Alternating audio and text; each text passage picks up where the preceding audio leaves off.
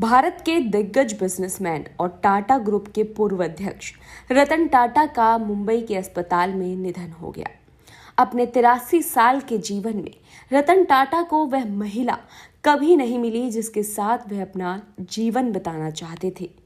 जी हाँ, हम बात कर रहे हैं देश के प्रमुख व्यवसायी रतन टाटा की, जिनका मुंबई के ब्रीच कैंडी हॉस्पिटल में निधन हो गया। वो अपने चेकअप के लिए हॉस्पिटल भर्ती हुए थे।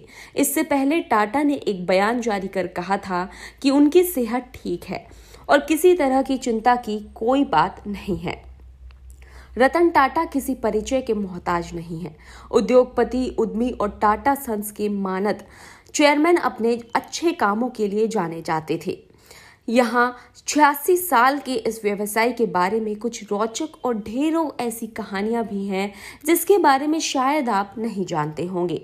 सन 1948 में रतन टाटा जब केवल 10 साल के थे, तब उनके माता पिता अलग हो गए थे और इसलिए उनका पालन पोषण उनकी दादी नवाज़बाई टाटा ने किया। बता दें कि रतन टाटा अविवाहित थे। यह ध्यान रखना दिलचस्प है कि वे 4 बार शादी करने के करीब पहुंचे, लेकिन कई कारणों से शादी नहीं कर सके। रतन टाटा ने एक इंटरव्यू में अपने पिता के साथ मतभेदों के बारे में खुलकर जिक्र किया था। वे अपने पिता नवल टाटा से ज्यादा क्लोज नहीं थे। कई चीजों को लेकर दोनों में मतभेद थे। वे बचपन में वायलिन सीखना चाहते थे, लेकिन उनके पिता चाहते थे कि वह पियानो सीखे। इस पर दोनों के बीच मतभेद हुआ।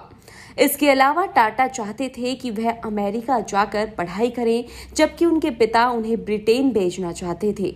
टाटा खुद आर्किटेक्ट बनना चाहते थे, लेकिन उनके पिता की जिद थी कि वह इंजीनियर बने।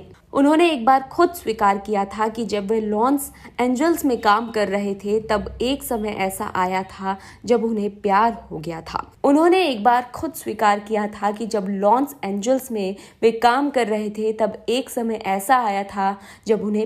गया था। लेकिन 1962 के भारत चीन युद्ध के कारण लड़की के माता पिता उसे भारत भेजने के खिलाफ थे, जिसके बाद उन्होंने कभी शादी नहीं की। रतन टाटा इसके बाद कारोबारी दुनिया में रम गए और फिर निजी जिंदगी के बारे में सोचने का मौका ही नहीं मिला। साल 1991 में रतन टाटा पहली बार टाटा सन्स के चेयरमैन बने थे। इससे पहले जेआरडी टाटा कंपनी के चेयरमैन थे। जेआरडी ने 3 लोगों को ही कंपनी की पूरी कमान दे रखी थी।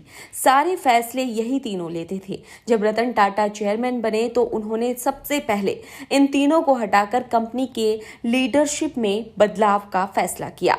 उनको लग रहा था कि तीनों ने कंपनी पर अपना कब्जा जमा लिया है।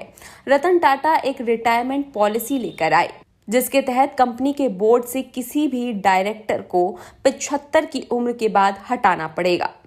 इस पॉलिसी के लागू होने के बाद सबसे पहले तीनों को गद्दी छोड़नी पड़ी। बता दें कि 2009 में उन्होंने सबसे सस्ती कार बनाने का वादा किया, जिसे भारत का मिडिल क्लास खरीद सके।